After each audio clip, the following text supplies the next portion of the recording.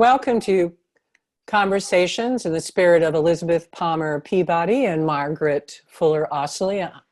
I am the Reverend Dr. Deborah Pope Lance, affiliate minister at the First Parish Unitarian Universalist in Wayland, Massachusetts. I am joined today by the Reverend Gail Seavey, minister of the First Unitarian Church of Nashville, Tennessee. Hi, Gail. These conversations grew out of the 2011 and 2016 essays delivered by each of us at the Ministerial Conference of Berry Street, the longest continuing lecture series in North America, founded by William Ellery Channing in 1820. My 2011 essay, Whence We Come and How and Whither, called attention to the failure of our ministerial colleagues to come to consensus about ethical standards for ministerial practice and to hold one another accountable to those standards. Failures that have allowed clergy misconduct to continue to harm individuals, to threaten the viability of our congregations, and to sully the public trust in religious leadership. Gail's 2016 essay, If Our Secrets Define Us, called for an end to secrecy and the need for transparency in responding to cases of clergy misconduct and in addressing individual and institutional wounds caused by ministerial abuses of power. This conversation is one of a series of interviews Gail and I are having with the three women running for president of the Unitarian Universalist Association. That is the Reverend Susan Frederick Gray, who is the minister of the Unitarian Universalist Congregation of Phoenix in Paradise Valley, Arizona. The Reverend Allison Miller, who is minister of the Morristown Unitarian Fellowship in Morristown, New Jersey. And this conversation's guest, the Reverend Jeanne Pupke, minister of the First Unitarian Universalist Church of Richmond, Virginia. Welcome, Jeanne. Thank you, Deborah. Thanks for being with us today. These three conversations will be made available on or about June 1st, which is about the time we think we will have completed all three of them. And you can find them on my website, www.deborahpopelance.com. And there will be a link provided on my Facebook page. In each of these interviews, we are guided by an identical series of 5 questions. Each of those 5 questions we have asked each of the candidates. So let's get started.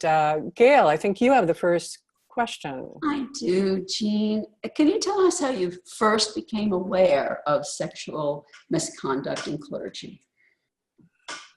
The first place that happened for me, I was actually a teenager. And there was a priest who worked with a group of teens and was much beloved. And there were other adults involved, including some women. And what happened was that suddenly, seemingly in a matter of hours, that priest was relocated to a different ministry mid-year.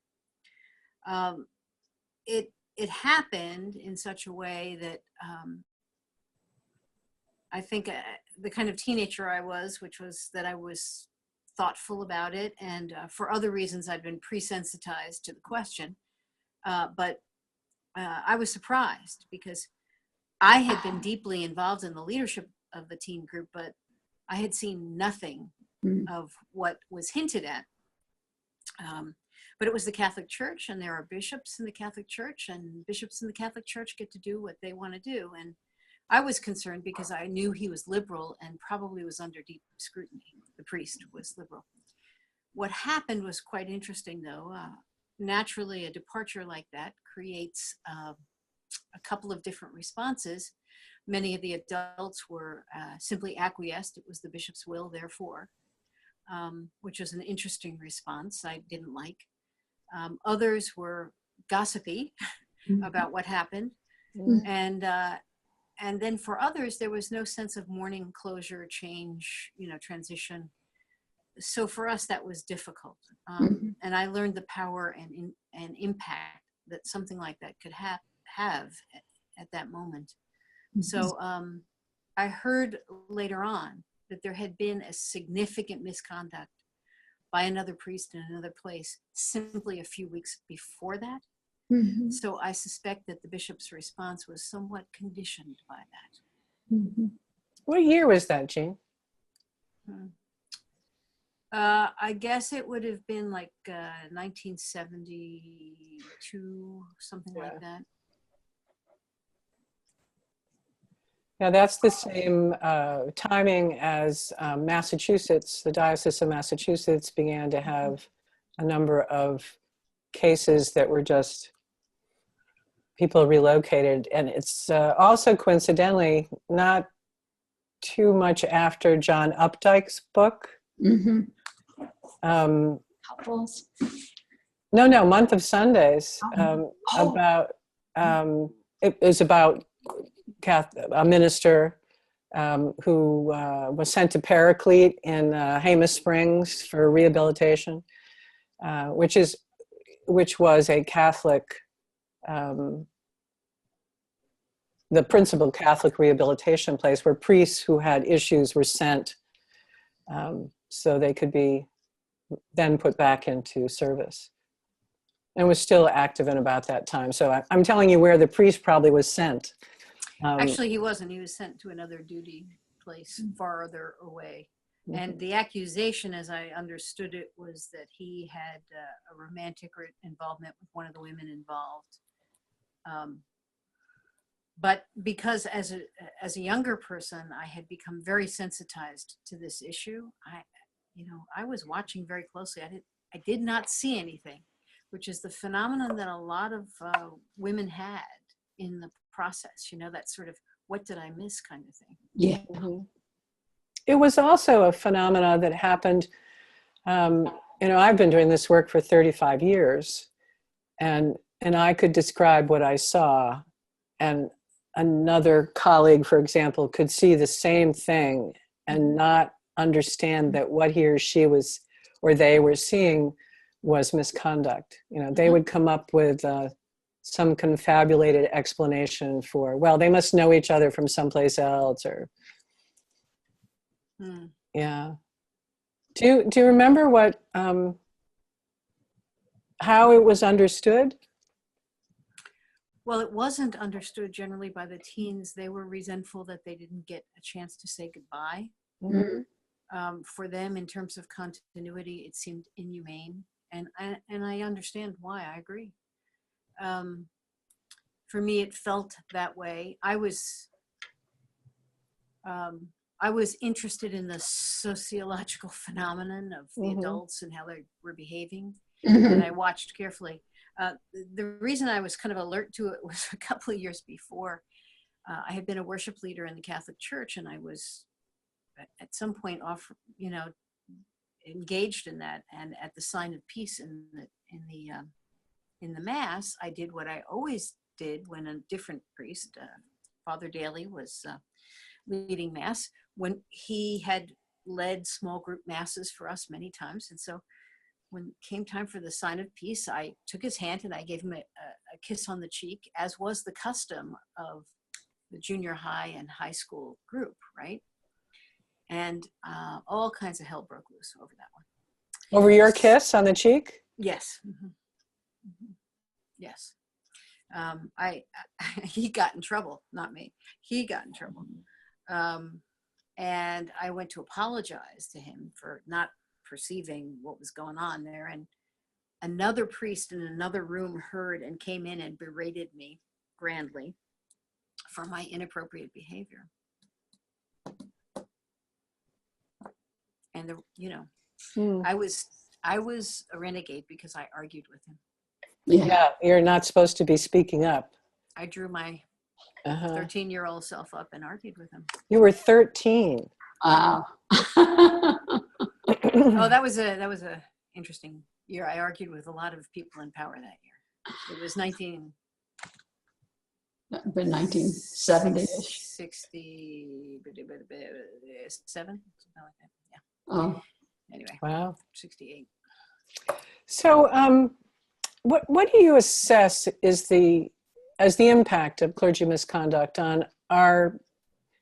You certainly had started to talk about the impact on the teens and the adults, but what do you see as the impact on our Unitarian Universalist congregations and on the association?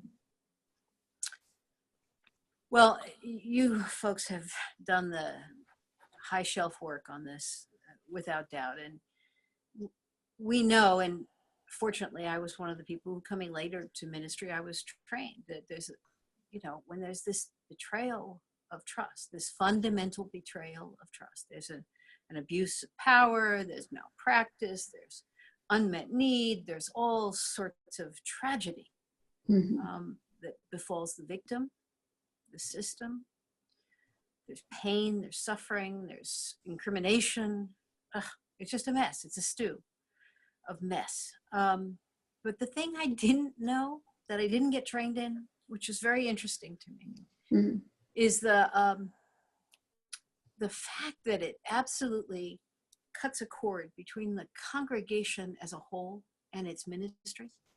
That energy flows so many other places that it's as though there's the purpose for which the greater purposes that the congregation served are undermined awfully. When I came to Richmond, I started going through the history, and I examined the history, and they had a great anti-racist history from 1947 right on through to 1963. Stunning stuff. Here in the capital of the Confederacy and all that stuff, they were wonderful. And then it stopped. Now, I knew it was more than the fact that Jeanne Pupke had left. He was stunning in his ministry here on anti-racism. It was something more. He was there. He was. Yeah. Oh, yeah. And people here still speak of him. Yeah. He would be gratified to hear that. Well, he's heard it from me many times. Many times. But the interesting thing was, it was just like a black hole. And I could not figure out what it was. Only later, unpacking desiccated boxes somewhere, our archivist, we spoke of it. We had spoken of this black hole. What is it? She walked in and she handed me a 3-ring binder that documented what it was. And it was that the minister here had had an affair with the African-American secretary of the congregation. And he had, after that, committed suicide. Suddenly, everything was put into place. And that is a great example of how the faith and the congregation was completely decimated in its purpose. How did they understand that? What was the way they talked about it back when it happened? Well, the way they talked about it at the time, we had an African-American president in the congregation, and he was not trusted to oversee handling it. He was not trusted to oversee enacting the board's will. Everything he did was second guessed. And in addition, once there was a vote as to whether or not to keep him, he marginally got the vote he needed to stay. And then there were a whole bevy of second guessers who wrote letters and he said, well, if you all have these things, why don't you write letters? And they wrote these letters, which are so various in their expectations, anyone reading them would say, you can't please these people. Yeah. And it was soon after that the minister committed suicide. So I don't know how to measure that, but I can tell you this. When I went back to ask the people who were here then what happened, no one remembered. Yeah. Oh, well, and that's pretty typical in congregations where there is a trauma. And in this one, there's a double trauma. Yeah. That, it's very much like post-trauma in an individual. There's this dissociative Mhm. amnesia about, no, a train didn't hit me. Mhm. I don't know how I broke my leg, but a train didn't hit me. And it's so interesting and compelling, really, to have you have such a firsthand visceral experience of the impact on a particular congregation from the trauma, both of misconduct, but of the fallout from it, which I would suggest the suicide is Another trauma. yeah. Mhm. Yeah. And the firsthand learning, of course, is what so many of my colleagues have gone through Mhm. by discovering how an organization feels off, only to discover what was at the root of it. Right.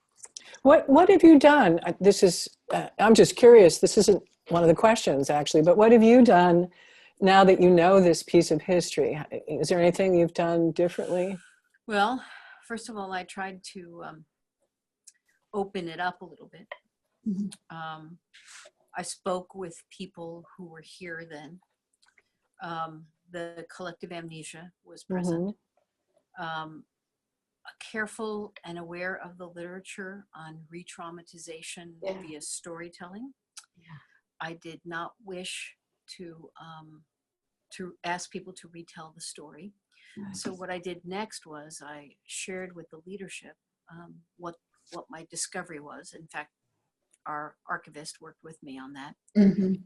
And then I did a service to open, to examine, and to bless. Mm-hmm. And I told the story. Mhm. And I brought the 3-ring binder with the letters out, and I laid it on a table for people to read.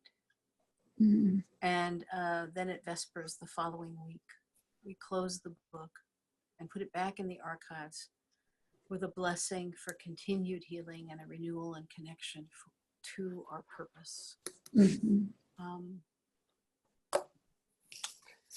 That was about what we could do because memory was so weak. Only 6 people had been here. Yeah.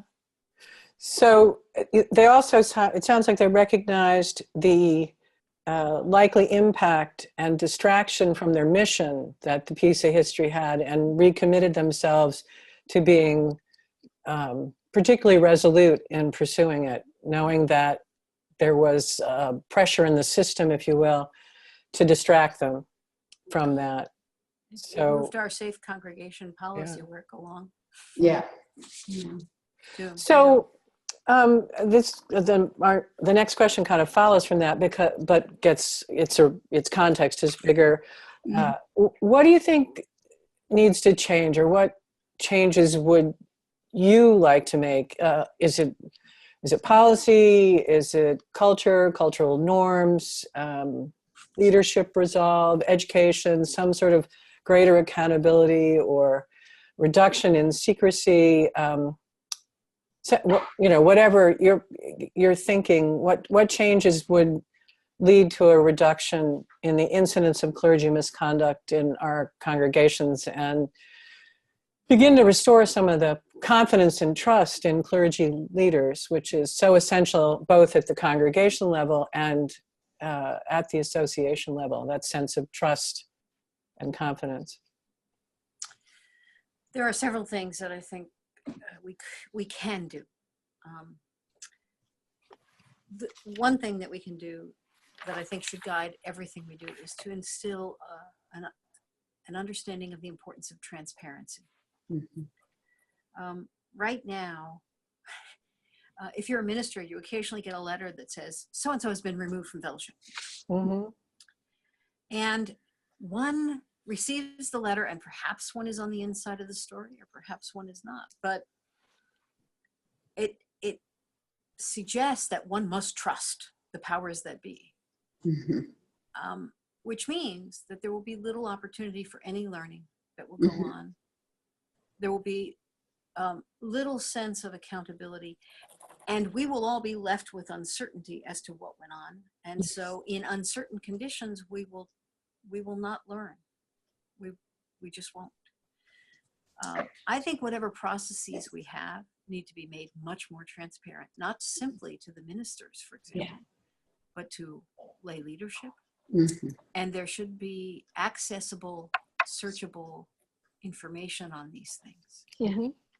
I also think that the way ministers are prepared for ministry, which is something that I refer to as largely the way the heifer approach, where, you know, you become an aspirant and then some years later we'll take measure of who you are and see if there's a minister there.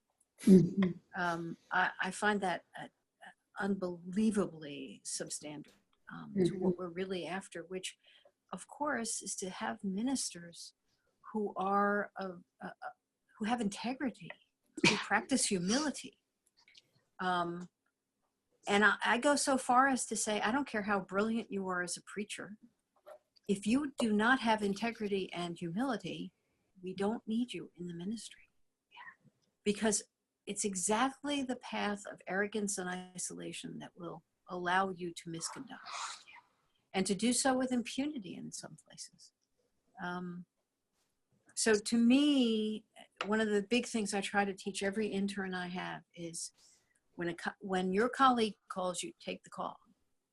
If they ask a question for help, you say yes, unless it's a matter of your life or your family. And there's that accountability. And that's something we have to work on, not just for ministers, for religious educators, administrators, musicians. We've had misconducting musicians. We've had all kinds of problems. So we need to name that, and we can have misconducting lay leadership as well. So let's start reinforcing a standard that says we actually will practice integrity, and to do so, we will practice spiritually what we need to be in right relationship with our faith. And that includes a very humble approach to common worship among these groups and these professional groups, and imagine what relates to what I knew from my own prior history, an examination of conscience that's rather regular. So I understand. It makes sense to me to think about greater clarity about expectations, certainly in practice. Well, what I think we could do is, in the Office of Ministry and Religious Development, we actually need I think a task force to figure out how we can open this up. Open up their training? Open up the reviews that are done. I think we need a greater accountability in the MFC. We need one in clergy misconduct. We need a better accountability in terms of forced terminations. The whole search process is, you know, do you know the secrets? Oh, good. You can find the congregations that are not problematic, you know. We subject our newest ministers to the worst risks. And all of those things need to be fixed, in my opinion. They're hard to fix because of legal issues, but I think we just have to be determined to make them as transparent as possible. I think much of our system has been driven by legal concepts, and not driven by ethics or practice standards or a mission, actually, an eye to maintaining the vitality of congregations so that they can fulfill their missions. And that would, some of what you're talking about would certainly bring that perspective to it. Well, the whole development of a covenantal ethic in our faith, the skill set required to actually enter into it, to dwell in it honorably, is something that takes time to learn, and we need to create the space and the connections and the mentoring to allow that to happen. And our understandings of congregational polity have been not covenantal, but individualistic. You know, the sanctity of the local congregation. Just preached on that on Sunday. Yeah, you know, the local congregation can, and I'm not thinking of any particular one, but on occasion, congregations as a institution behave very badly, Yes. and in contradiction to what ought to be actually what might be considered a very low standard of behavior. And there's no covenant, there's no consequence, there's nothing built in, and everyone has to get at arm's length and go, congregational polity, we can't do anything. But I'm hearing you say that if we change the way we relate to each other and understand that relationship, understand it more as a covenant than a hands-off individualistic, that would change the mindset and the way we respond to these kinds of issues. You know, in religious life, you take great account of what now in business would be called a 360 evaluation.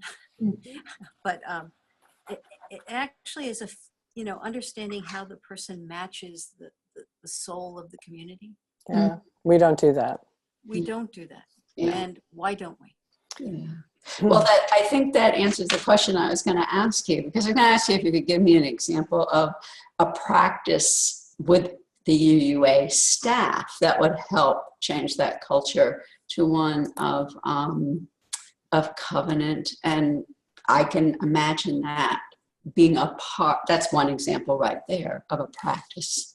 Yeah, imagine the UUA staff as a discerning, covenanted community. Yeah. One that is really working to understand what it's called to do how it's called to do it. Could you give another example of how you would help move a staff in that direction? Well, I have found in leading larger staffs that telling them is not generally a welcome strategy. Right. You actually have to do things. Mm-hmm. You have to model, invite, include, acknowledge, reward, recognize, and start again on the whole praxis circle. Yeah. Yeah. So how could we assume that everyone in our UUA staff has great capabilities, is highly motivated, and maybe isn't in the right job, doing the right thing? And when things change, what our highest priorities are change, as they will with a new president. Yeah. How do we invite people into that discernment? Yeah, thank you. Very helpful.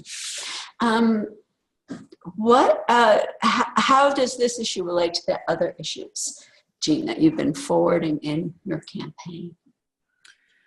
Well, the biggest thing that it relates to is that congregations experience the highest risk for abuse and dysfunction when they are isolated. That's a great place to keep a secret. That's a great place to abuse people, is when you're not in the conversation. It also is the same origin of where we disconnect with one another on different issues. So, for example, the difficulty that some congregations had with the words white supremacy and the ease with which other ones dealt with it is symptomatic of the fact that those congregations aren't in a commonwealth of exchange of ideas. And that's something that I have really tried to say. If we're going to get healthy, then we have to bring everybody on board. And in the last, this is something I've noticed, in the last 10 years, the disrespect of smaller congregations, just de facto, if you're small, you have to be dysfunctional. It just drives me nuts. Most of our congregations fit the smaller labels. Yeah, that's right. There are 220 some odd congregations under 50 people. Yeah. So how do we imagine an ethos that isn't grounded in including everyone in the conversation? It takes a lot more work, but that means the Unitarian Universalist Association would have to be and exist for the health of congregations. Oh, you mean its mission? Yes. I don't know. If we're not going to do that, why do we exist, really? Exactly. I agree. So you see this, I'm just trying to clear that you see this as related to not just the isolation, but also to just the general health of congregations, and that their dialogue with one another could help expand the conversation around it, so that they would have a higher consciousness of it. Yeah, I try to get every lay leader I can to read Alice Blair Wesley's The Lay and Liberal Doctrine of this Church, because It's just the lays out- best. it just Just,